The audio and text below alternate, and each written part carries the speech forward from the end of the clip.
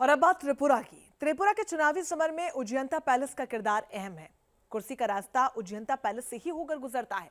Ujjayanta palace का इतिहास सालों पुराना है, जो नॉर्थ ईस्ट में शाही परिवार की कहानी को बताता है। इसे नॉर्थ ईस्ट का द्वार भी कहते हैं।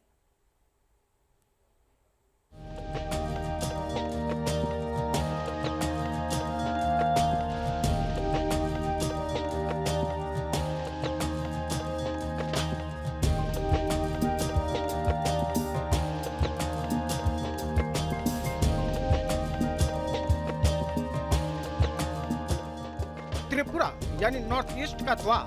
त्रिपुरा मतलब उज्जैनता पैलेस। त्रिपुरा मतलब मानिक के राज परिवार।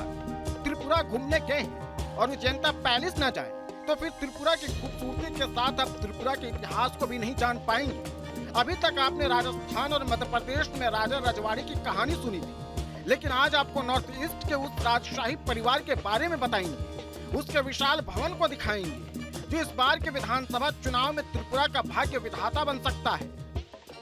त्रिपुरा पर सबकी निगाहें टिकी हुई हैं। त्रिपुरा की राजनीति पर लोग चर्चा कर रहे हैं और त्रिपुरा में शायद बीजेपी को एक दोस्त की कमी शायद खल रही होगी, ऐसा राजनीतिक बिसात कहती है। लेकिन त्रिपुरा के उसी राज परिवार के बारे में लोग कितना जानते हैं कि ये वो राज परिवार है जो हिंदुस्तान के ताकतवर राजघरानों में से एक रहा और जिसको इस तरफ एक ताकतवर और एक प्रोग्रेसिव राजघराने के तौर पर देखा गया है। जहां रविंद्रनाथ टैगोर, जहां हम जिस महल में खड़े हैं इसको उज्जैनता पैलेस यानी जिसका नामकरण भी रविंद्रनाथ टैगोर ने किया हो, इसी राजघराने ने जेसी बोस को पूरी पढ़ाई के लिए यानी बहुत सारे काम, लेकिन उसके बारे में देश कितना जानता है। इसीलिए हम आज उस जो राज परिवार राजा भी हैं, जो इस समय बीजेपी के लिए मेरे विचार से सबसे बड़ी पहेली भी हैं, और हम तमाम जो लोग यहाँ पहुँचे हैं उनके लिए भी एक यहाँ अपने जो समर्थकों के बीच में रॉक स्टार की तरह हैं, उनसे समझते हैं।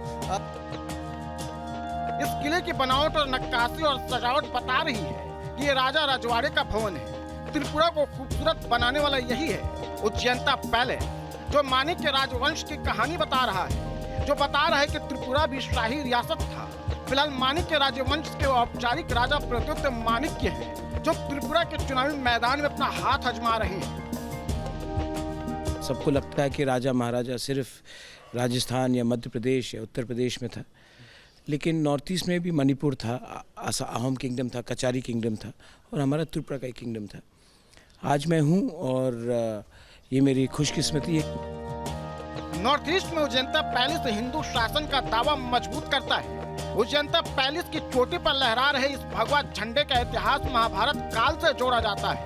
इस झंडे का नाता महाभारत के सभा पर्व और भीष्म पर्व से है। दावा है कि ये वही झंडा है जो महाभारत के युद्ध में अर्जुन के रथ पर लहरा रहा था।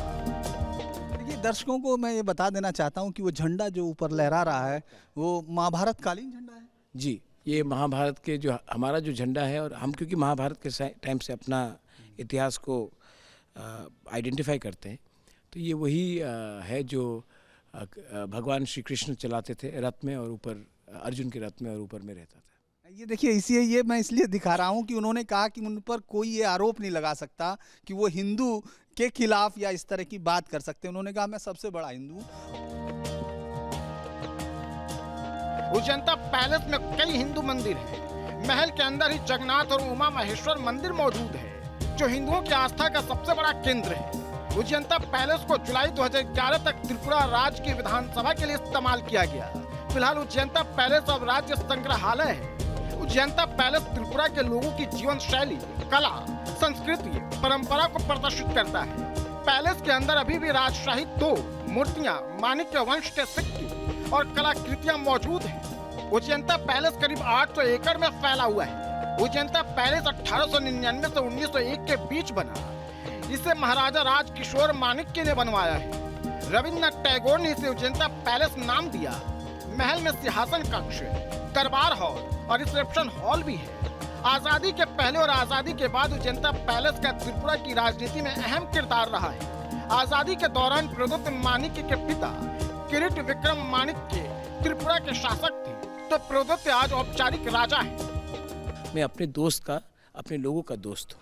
मैं वही अपने लोगों को कुछ देना चाह रहा हूँ, किसी के खिलाफ काम नहीं। तो आपका अलग राज्य की जो मांग पर सवाल है, ये मेरा व्यू है। अगर बीजेपी के पास या कांग्रेस के पास बहुत बड़े बड़े विद्वान हैं, चिदम्बरम जी हैं, जयराम रमेश है कांग्रेस में, बीजेपी में तो विद्वानों की कमी नहीं है। आप मुझे बेटर आइडिया दीजिए, अगर अच्छा आइडिया देते तो लिखित दीजिए, हम अपने लोगों को दिखाएंगे, बात करेंगे और उसमें तब जो सोल्यूशन निकलता है कॉन्स्टिट्यूशनली हम बात करेंगे, क्यों नहीं। प्रद्युत के परिवार और राजनीति का पुराना नाता है। आज प्रद्युत अपने पिता की पार्टी टिपरा मोथा के बैनर तले आदिवासी और गरीबों की आवाज को बुलंद कर रहे हैं। टिपरा मोथा पार्टी अलग टिपरा लैंड की भी मांग करती रही है। प्रद्युत आज भी खुद को सबसे बड़ा हिंदू बताते हैं। बीजेपी का सबसे बड़ा हिंदू पूरे त्रिपुरा में मैं ही हूँ, तो मैं हिंदू विरोधी हो ही नहीं सकता हूँ। माँ त्रिपुरा सुंदरी मंदिर हम लोग के पूर्वजों ने बनाया, बुद्ध मंदिर हमने बनाया। 5 फरवरी 1921 से पहले टिपरा एक सामाजिक संगठन था और मानिक के परिवार कांग्रेस के बड़े नेताओं में गिने जाते थे। लेकिन 2021 में प्रद्युत के पिता किरीट मानिक के देव ने इसे सियासी दल टिपरा मोथा में बदल दिया।